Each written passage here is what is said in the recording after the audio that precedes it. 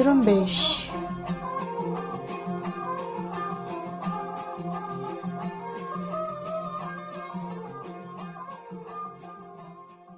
یہ ریڈیو زرمبش اردو کی آواز ہے۔ آج جمعرات کا دن 29 جولائی اور سال 2021 ہے، اور میں ہوں آپ کا میزبان دوستین مراد بلوچ۔ ریڈیو زرمبش کے آج کے نیوز بلیٹن میں بلوچستان سمیت علاقائی اور عالمی خبریں شامل ہیں۔ آئیے آج کی خبریں سنتے ہیں۔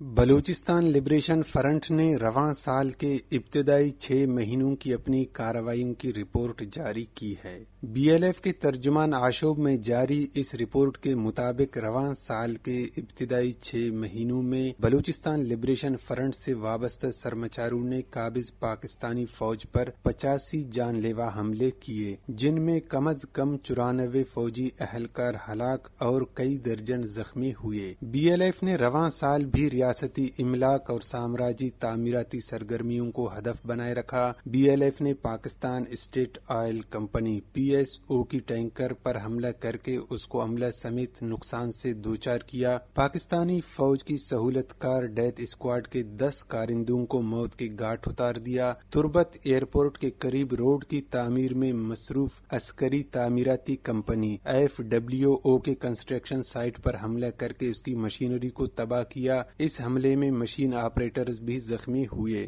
رپورٹ کے مطابق ریاست کی پشت پناہی میں کام کرنے والے ایک منشیات فروش پر بھی حملہ کیا گیا، جبکہ چائنیز ٹیلی کمیونیکیشن کمپنی زونگ کے 3 ٹاوروں کو نقصان پہنچایا گیا۔ لیاری کراچی میں ایک سرکاری project Sindh solid waste management board کے فیلڈ وزٹ کے دوران چینی شہریوں کو بھی ہدف بنایا گیا۔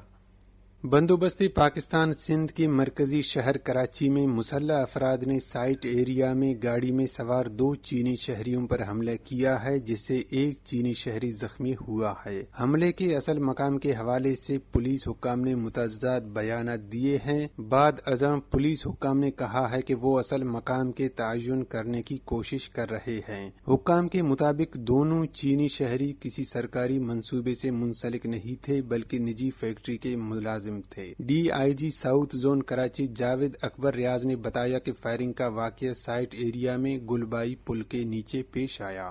ان کے مطابق چہرے پر ماسک پہنے موٹر سائیکل سوار نامعلوم مسلح افراد نے گاڑی میں ڈرائیور کے ساتھ جانے والے 2 شہریوں پر فائر کھول دیا، جس کے نتیجے میں ایک چینی باشندہ زخمی ہوا۔ زخمی ہونے والے چینی شہری کو طبی امداد کے لیے سول ہسپتال کراچی منتقل کیا گیا، جہاں اس کی حالت خطرے سے باہر بتائی جا رہی ہے۔ جاوید اکبر ریاض کے مطابق دونوں چینی شہری شیرشاہ کے قریب ایک فیکٹری میں کام کرتے ہیں۔ صبح ڈیفنس ہاؤسنگ اتھارٹی میں کہ اپنی رہائش گاہ سے فیکٹری جانے کے لیے مقامی ڈرائیور کے ساتھ نکلے اور راستے میں یہ واقعہ پیش آیا۔ دوسری طرف ایس پی کیماڑی فدا جانوری کا کہنا ہے کہ فائرنگ گلبائی پل کے نیچے نہیں بلکہ راستے میں کسی اور مقام پر ہوئی، اور فائرنگ کے بعد ڈرائیور گاڑی بھگا کر گلبائی پل کے نیچے لایا، جہاں موجود ایمبولینس میں چینی باشندے کو ڈال کر اسپتال منتقل کیا گیا۔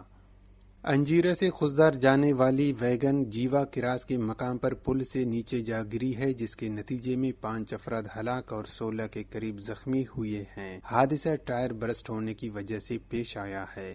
پنجگور کے علاقے وشبود میں فائرنگ سے جعفر ولد سلیم نامی شخص ہلاک ہوا ہے۔ شال کے علاقے ہزار گنجی میں خاتون سمیت 2 افراد کو سیاکاری کے الزام میں قتل کر دیا گیا۔ زہری میں سانپ کے ڈسنے سے ایک نوجوان ہلاک ہوا۔ اتھل 0 پوائنٹ کے مقام پر ٹریفک حادثے کے نتیجے میں ایک شخص ہلاک اور 5 زخمی ہوئے، جبکہ بختیار آباد میں نیشنل ہائی وے پر تیز رفتار مزدا ٹرک کی ٹکر سے ہائی وے پولیس کے 2 اہلکاروں کے زخمی ہونے کی اطلاع ملی ہے۔ مکران کے ضلع کیچ اور گوادر میں اس وقت کورونا کی نئی قسم ڈیلٹا بہت تیزی سے پھیل رہی ہے، جس نے پچھلے کئی دنوں میں ہزاروں کی آبادی کو اپنی لپیٹ میں لے لیا ہے اور روزانہ کی بنیاد پر اموات ہو رہی ہیں، اور حکومتی سطح پر اس کی پھیلاؤ کی روک تھام اور ہسپتالوں میں بنیادی سہولیات نہ ہونے کی وجہ سے لوگ تڑپ تڑپ کر موت کی منہ میں جا رہے ہیں۔ تمب سے ہمارے ذرائع کے مطابق کورونا کی وجہ سے ایک ہفتے کے دوران 15 اموات واقع ہوئی ہیں، جبکہ تمب کے واحد سرکاری ہسپتال میں مریضوں کو داخل کرنے کے لیے بستر اور کورونا ٹیسٹنگ کٹس دستیاب نہیں ہے اور لوگوں کو مرنے کے لیے بے یار و مددگار چھوڑ دیا گیا ہے۔ دونوں اضلاع میں محکمہ صحت کی طرف سے کوئی خاص طبی سہولیات بھی نہیں ہیں، جبکہ تربت اور گوادر کے خستہ حال ہسپتالوں میں آئسولیشن رومز، وینٹیلیٹرز اور آکسیجن تک دستیاب نہیں۔ تربت سے ایک صحافی کے مطابق تربت کے بڑے سرکاری اسپتال DHQ میں کورونا ویکسین نایاب ہو گیا ہے۔ لوگ صبح 8 بجے سے 11 بجے تک قطاروں میں کھڑے ہوتے ہیں، جبکہ 2 گھنٹے بعد اعلان کیا جاتا ہے کہ ویکسین ختم ہو گئے ہیں۔ کیچ میں عالمی وبا کورونا کے بڑھتے کیسز کی وجہ سے انتظامیہ کی جانب سے لاک ڈاؤن کے بعد دور دراز علاقوں میں زیر تعلیم طلباء واپس تعلیمی اداروں میں جانے کے لیے پریشانی کا سامنا کر رہے ہیں۔ طلباء کے مطابق ہزاروں کی تعداد میں کیچ سے تعلق رکھنے والے طلباء ملک کے مختلف جامعات میں زیر تعلیم ہیں اور لاک ڈاؤن کی وجہ سے پھنسے ہوئے ہیں۔ طلباء نے مطالبہ کیا ہے کہ DC کیچ SOPs کے تحت اسٹوڈنٹس کو سفر کرنے کی اجازت دے۔ دور دراز علاقوں میں زیر تعلیم کیچ کے طلباء کا کہنا ہے کہ اگست میں مختلف جامعات کا انٹری ٹیسٹ سمیت پیپرز ہونے والے ہیں۔ لاک ڈاؤن اور سفر پر پابندی کے باعث طلباء کو ان ٹیسٹ سے محرومی کا خدشہ ہے، جس کے باعث طلباء شدید پریشانی کا شکار ہیں۔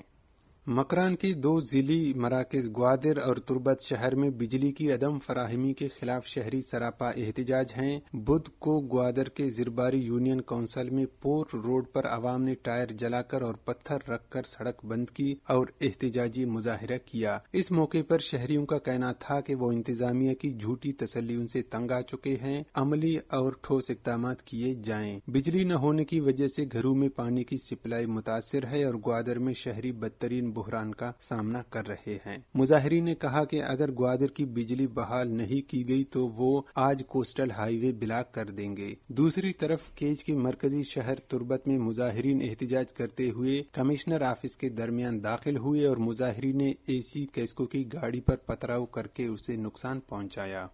بولان کے مختلف علاقوں سے عید کی چھٹیوں پر پکنک منانے کے لیے جانے والے افراد کو چوروں نے لوٹ لیا ہے۔ دی بلوچستان پوسٹ کے مطابق چند روز میں چوری کے کئی وارداتوں میں 15 عدد موٹر سائیکل اور نقدی چوری ہونے کی خبریں موصول ہوئی ہیں۔ پکنک منانے والوں کے مطابق بولان کے پکنک پوائنٹس پر عید الاضحیٰ کے موقع پر لوگوں کی کافی تعداد پکنک منانے آئے تھے۔ ان دنوں کچھ مسلح جتوں نے لوگوں کو سریعام بندوق کی نوک پر لوٹ لیا اور 5 دنوں میں 15 موٹر سائیکل، 1 وٹس کار اور 36,000 کے قریب نقدی، موبائل اور دوسری قیمتی اشیاء کو لے گئے۔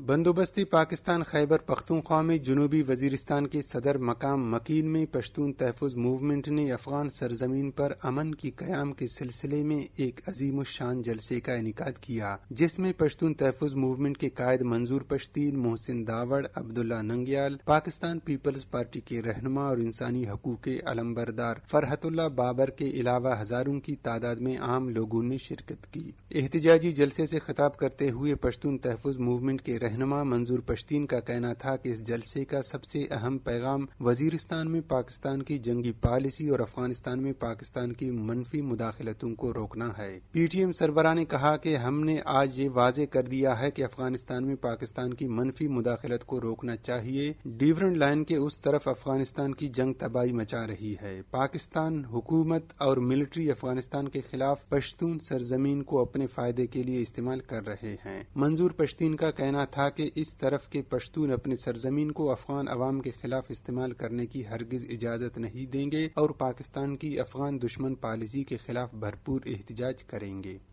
تحریک طالبان پاکستان TTP کے سربراہ نور ولی محسود نے کہا ہے کہ ان کی جنگ صرف پاکستان کے سیکورٹی اداروں کے خلاف ہے، لہٰذا یہ تاثر درست نہیں کہ TTP کے جنگجو افغان طالبان کے ساتھ مل کر افغانستان میں لڑ رہے ہیں یا وہ القاعدہ کے ساتھ تعاون کر رہے ہیں۔ امریکی نشریاتی ادارے CNN کی جانب سے بھجوائے گئے ایک سوال نامے کے نامعلوم مقام سے دیے گئے جوابات میں نور ولی محسود نے کہا ہے کہ ہماری لڑائی صرف اور صرف پاکستان اور اس کی فوج فوج کے ساتھ ہے اور ہمیں یقین ہے کہ ہم بہت جلد پاکستان کے قبائلی اضلاع کا کنٹرول سنبھال لیں گے اور انہیں خود مختار بنائیں گے۔ انہوں نے مزید کہا ہے کہ افغان طالبان کی افغانستان میں کامیابیاں پوری امت مسلمہ کی کامیابی ہے اور ان کے افغان طالبان کے ساتھ تعلقات بھائی چارے، ہمدردی اور اسلامی اصولوں کے تحت ہیں۔ افغان حکام نے جنوبی صوبے قندھار کے علاقے اسپن بولدک میں داخل ہونے والے 4 صحافیوں کو پروپیگنڈا کے الزام میں گرفتار کر لیا ہے۔ اس حوالے سے افغان وزارت داخلہ نے بتایا ہے کہ افغانستان کی خفیہ ایجنسی نے گرفتار کیے جانے والے تمام صحافیوں کو علاقے میں جانے سے روکا تھا، لیکن انہوں نے خفیہ ایجنسی کے انتباہ کو نظر انداز کیا۔ انہوں نے بتایا کہ گرفتار ہونے والے 4 صحافیوں میں 3 مقامی ریڈیو اور 1 مقامی ٹیلی ویژن کے لیے کام کرتا تھا۔ افغان حکام کے اس اقدام پر میڈیا اور غیر سرکاری تنظیموں کے نمائندوں کی جانب سے کڑی تنقید کی گئی ہے۔ دوسری طرف افغان حکومت نے کہا ہے کہ وہ اس بات کو یقینی بنانا چاہتے ہیں کہ رپورٹرز محفوظ رہیں۔ اقوام متحدہ کی ایک حالیہ رپورٹ میں بتایا گیا ہے کہ رواں سال کے جنوری سے جون تک کے ابتدائی 6 ماہ کے دوران افغانستان میں پرتشدد واقعات میں شہریوں کی ہلاکتوں اور زخمی ہونے کے تناسب میں گزشتہ سال کے مقابلے میں 47% اضافہ ہوا ہے۔ اقوام متحدہ کی رپورٹ میں مزید کہا گیا ہے کہ اگر پرتشدد واقعات میں کمی واقع نہ ہوئی تو 2021 افغان تنازع کا سب سے مہلک سال ثابت ہو سکتا ہے۔ دوسری طرف طالبان نے ایک بیان میں کہا ہے کہ انہوں نے کبھی بھی اپنی کارروائیوں میں عام شہریوں کو نشانہ نہیں بنایا۔ فرانس میں کیوبا کے سفارت خانے پر پیٹرول بموں سے حملہ کیا گیا ہے۔ عالمی میڈیا کے مطابق یہ واقعہ منگل کی شب پیش آیا، جس میں سفارت خانے کی عمارت پر 3 عدد پیٹرول بم پھینکے گئے۔ ان بموں میں سے 2 عمارت سے جا لگے، جس کی وجہ سے آگ بھڑک اٹھی، جسے سفارت خانے کے عملے نے بجھا دیا۔ کیوبا کے وزیر خارجہ نے سوشل میڈیا پر اس حملے کی مذمت کرتے ہوئے کہا ہے کہ امریکہ کیوبا کے خلاف ایسے حملوں کی حوصلہ افزائی کرتا ہے۔ انسانی حقوق کے معروف عالمی تنظیم ہیومن رائٹس واچ نے 27 جولائی کو جاری کیے گئے اپنی ایک رپورٹ میں کہا ہے کہ حالیہ غزہ تنازع کے دوران اسرائیلی فوج اور غزہ پر حکمرانی کرنے والے گروپ حماس دونوں ہی مشتبہ طور پر جنگی جرائم کے مرتکب ہوئے ہیں۔ عالمی تنظیم کا کہنا ہے کہ اسرائیلی فوج اور مسلح فلسطینی گروہوں نے مئی 2021 کی لڑائی کے دوران غزہ کی پٹی اور اسرائیل پر ایسے حملے کیے جن سے جنگ سے متعلق قوانین کی خلاف ورزی ہوئی اور بظاہر یہ حرکتیں جنگی جرائم کے مترادف ہیں۔ امریکی صدر جو بائیڈن نے کہا ہے کہ اگر امریکہ کی کسی بڑی طاقت کے ساتھ آئندہ جنگ ہوتی ہے تو اس کا اہم سبب ملک پر سائبر حملے ہو سکتے ہیں۔ امریکی ڈائریکٹر آف نیشنل انٹیلیجنس کے دفتر کے اپنے پہلے دورے کے موقع پر تقریباً نصف گھنٹے کی تقریر کے دوران صدر جو بائیڈن نے کہا، میرا خیال یہ ہے کہ یہ بات قیاس سے آگے جا چکی ہے کہ ہم نتائج کی طرف جا رہے ہیں اور کسی بڑی طاقت کے ساتھ حقیقی جنگ ہوئی تو اس کا سبب سائبر کی خلاف ورزی ہوگی اور بڑی طاقتیں اس سلسلے میں اپنی صلاحیتوں میں غیر معمولی طور پر اضافہ کرنے میں مصروف ہیں۔ یہ تھی آج کی خبریں۔ اسی کے ساتھ ہی آج کے نیوز بلیٹن کا اختتام ہوتا ہے۔ دوست مراد بلوچ کو اجازت دیجیے۔